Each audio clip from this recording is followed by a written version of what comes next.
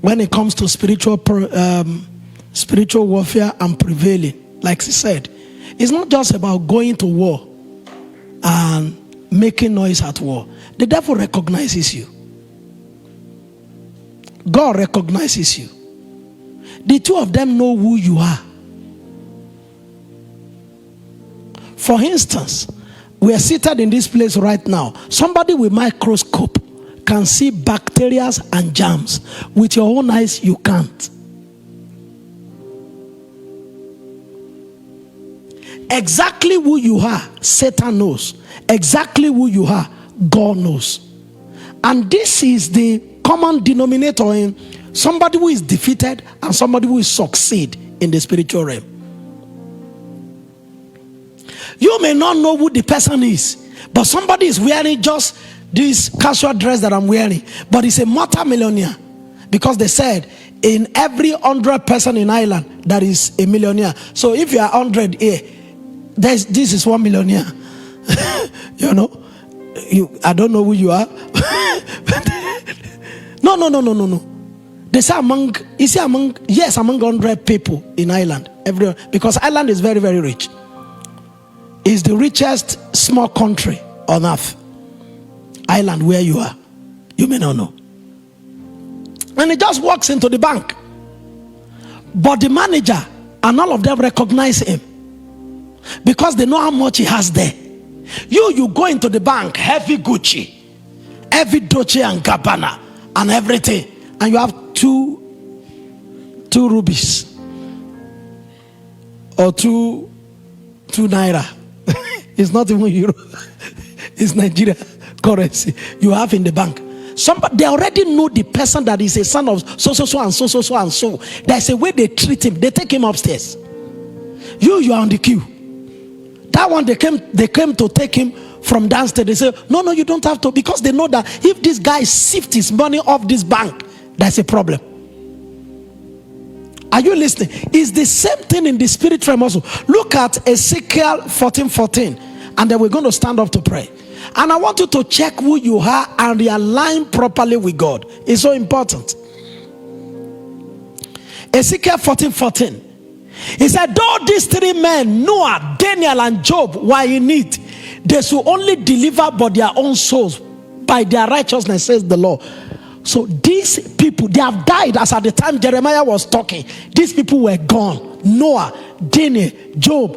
But God recognized them, that these guys can intervene in the spiritual matter, and God will withdraw his hand.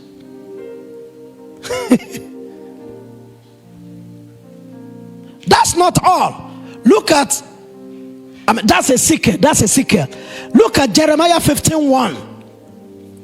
These 5 people, God, after their times have been spent on earth, still mentioned their name and recognized them for what they could do in their generation, how they could intervene over a matter and prevail over God and satanic onslaught.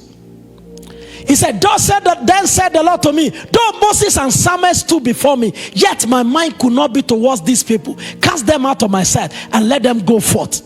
Can you see? God still recognized Moses and Samuel that they were heavyweight interveners.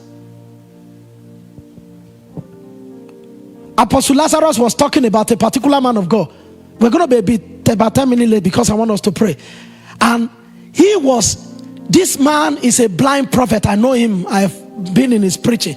Blind prophet is a Yoruba prophet, but he travels around the world. He's an evangelist in CAC and a prophet of God. He was in his hometown in Ilesa. Something was happening in Ibadan. It's like something is happening in Cork. This man is here.